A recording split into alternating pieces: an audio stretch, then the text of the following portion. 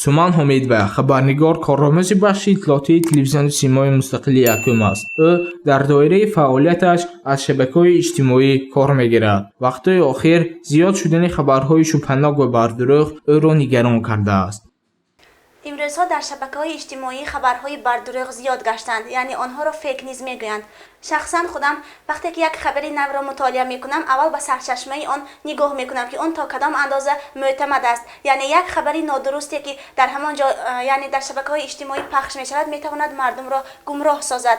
суман дар ин мавридҳо ҳамеша ба манбаъҳои расмии хабар таваҷҷӯҳ мекунад. агар паёмак иттилои кӯтоҳе ки ба вайбер ё мессенҷери фейсбук омада манбаи иттилоотӣ надошта бошад, ҳамеша бо шубҳа муносибат мекунаду онро ҳаргиз истифода намебарад.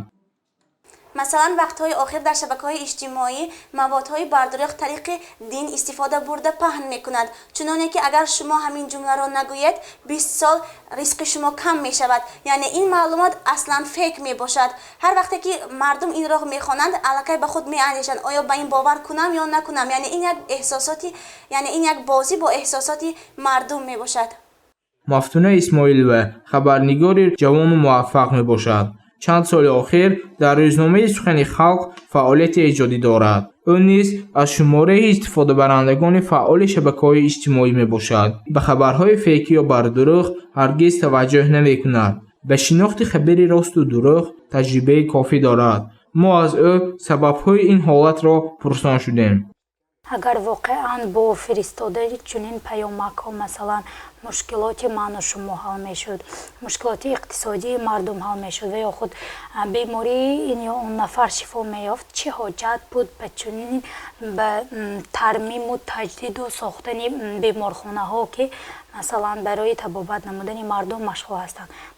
беҳтар набуд ки масалан чунин паёмакҳоро ба 20 нафар равон намоему шифо ёбем. хуб мантиқ дар ана ҳамин ҷо аст ва гумон мекунам ки ана ҳамин саводи пасти мантиқи доштан ва суст будани тафаккури интиқодии мардум сабаб мешавад ки ба ана ҳамин хел паёмакҳо бовар намоянд ва ба паҳн намудани он машғул шаванд. мавзӯи хабарҳои фейкӣ гуногун аст, аммо байни он хабарҳои дурӯғи динӣ ки ба эҳсоси мардуми эътиқодманд мехоҳад таъсир гузошта бошад, зиёд шудааст. ба гуфти ҳоҷӣ ҳусайн мирзозода, раиси шӯрои уламои дини вилояти Суғд, хонандаи чунин хабарҳои фейкӣ набояд ба он бовар кунад. мавсуф гуфт ки 20-30 сол пеш чунин номаҳои фейкӣ ба тариқи варақаҳо вуҷуд доштанд. шабакаҳои иҷтимоӣ эълон кардан инам ки гӯё ки як занак хоб мебинаду ва мегӯяд ки барои пешгирии коронавирус шумо қуръонро кушоед, дар он як миҷа ёфт мешавад. хайр мумкин аз як қуръон ёфт шавад, деги ин дар дунё миллионе миллиардҳо қуръон аст, дар ҳамаи он миҷа аст. хайр худо гуфтааст ки ва нуназзилу мин алқуръони ма ҳува шифоъун ва раҳматун лилмуъминин. ояти қуръон шифо аст, на он чи ки як даруни қуръон ба дохили қуръон ба як миҷа пайдо шаваду ҳамон миҷаро гирифта одамон об тар карда хӯранд. ин албатта на аз рӯи шаръан, на аз рӯи ақл, на аз рӯи илм дуруст нест. аз хулосаи суханони ходими дин ба натиҷае меоем ки СМС хабарҳо бо мазмуни динӣ ки манбааш маълум несту одамонро ба андеша кардан водор месозад, ҳаргиз бовар накунанд ва он ба эътиқоди мардуми мусалмон набояд таъсир гузорад. чунин паёмакҳо хусусиятҳои гуногун доранд. баъзеашон хусусиятҳои динӣ, баъзеашон маслан хусусиятҳои иқтисодӣ. барои мисол мегӯям паёмакҳое ки масалан бо истифода аз ин ё он сура ва ё худ оятҳои қуръон иборат ҳастанд ва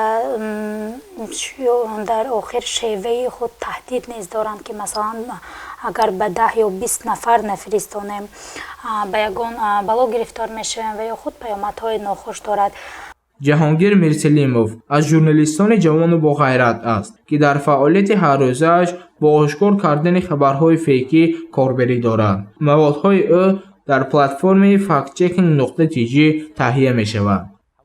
имрӯз дар ҳоли имрӯз ҳар як нафаре ки ба телефон ё ки смартфон ё ки компютер дастрасӣ дорад, бояд ба сифати расона баромад мекунад. Расона яъне чӣ? Ба сифати ҳам ӯ истеъмолкунандаи иттилоот аст, яъне гирандаи иттилоот ва ҳам истеҳсолкунандаи иттилоот аст. Яъне нафаре ки иттилоот дилхоҳ иттилоот истеҳсол мекунад. Бо дар назар дошти он ки ҳар як нафар манфиат дорад, ғараз дорад ва ҳадаф дорад ва иттилоот метавонад дурӯғ бошад ё ки иттилооти дуруст бошад ва ё дасткорона ё манипулятсия бошад. мо низ барои фаҳмидани фикру ақидаи мардум бо суоли он ки ба хабарҳои фейкӣ чӣ гуна муносибат мекунанд муроҷиат намудем. андешаҳои муосибони сарироҳии мо гуногун буд. ин ҳамаш дурӯғ аст, инаш боварӣ нест бар ин. Ман инqa бовар намекунам росташ. Агар кас мефисарид меонем? Не, намепурсам. Мо иққадрам интернет бу сиркор надорам намедонам. ба қадими ман ин гапҳо ҳамаш пуч аст. савобро ҳисоб кардагӣ аст ки чандин ҳазор савоб мегиред. дар куҷои ислом савоб ҳисоб карда шудагӣ аст ки мегӯянд ки фалон қадар савоб мегиред.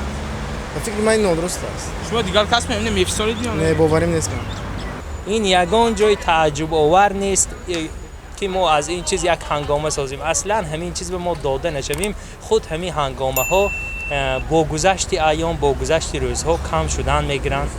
мавзӯи бовар кардан ва накардан ба хабарҳои фейкӣ ё худ хабарҳои бардурӯғ кори ҳар як шахс аст. аммо барои шинохтани хабари дурӯғ журналист будан шарт нест. муносибати интиқодӣ кифоя аст ки хабар бояд манбаи расмии боэътимод дошта бошад. агар ба ҳамин хабарҳои бардурӯғ бовар кардан гирем, зиндагии худу атрофиёнро душвор хоҳем сохт. гузориши хуршед қурбонов ва наимҷон аюбов барои барномаи иттилотии хабар.